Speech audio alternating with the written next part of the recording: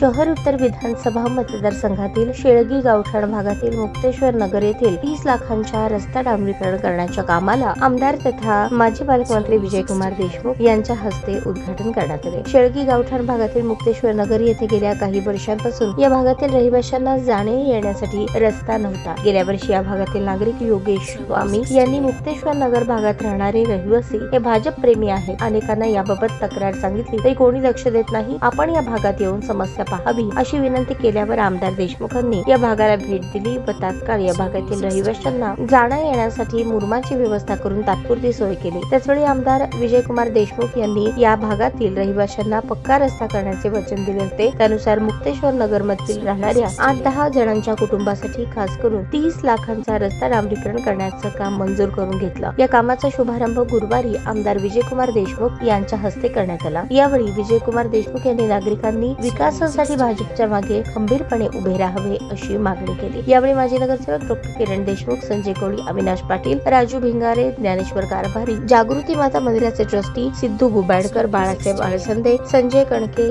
योगेश स्वामी आदी उपस्थित होते। हा जो प्रभाग आहे तो माननीय जी संजय कोळी यांच्या नेतृत्वाखाली आज आम्ही एक भाजपाचा एक अजेंडा घेतलो, कारण त्यांच्या मार्गदर्शनानुसार भाजप म्हणजे काय हा पक्ष आम्हाला कळाला।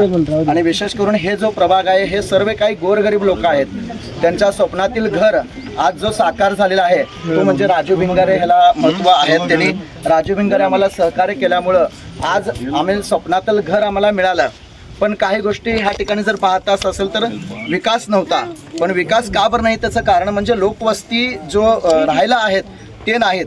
पण तरी मालक आपल्याला आठवण करून देतो की 8 महिन्याखाली आपण आलात, फक्त मुरुम टाकण्याची आमची अपेक्षा होती, पण आमची अपेक्षा अशी मोठी करून ठेवलात की रोडच मंजूर केलात तुम्ही। 8 महिन्यामध्ये इथं आल्यानंतर आम्हाला सर्व फक्त मुरुम टाकण्याची आमची अपेक्षा होती, फक्त कच्चं रोड व्हावं अशी आमची अपेक्षा होती। पण मालक आले, पाहणी केले आणि विशेष करून आपल्या भागाचे नगरसेवक असू पाटील यांना सहमती घेऊन पूर्ण एक रोड मंजूर झाला। आणि आज आम्ही खरोखरच आम्ही भाग्यवान समजतो की आम्ही भाजपाचे कार्यकर्ता आहे आणि असंच आमच्यावरती आपण लक्ष ठेवावं एवढी आम्ही आपल्याला विनंती करीत आहोत।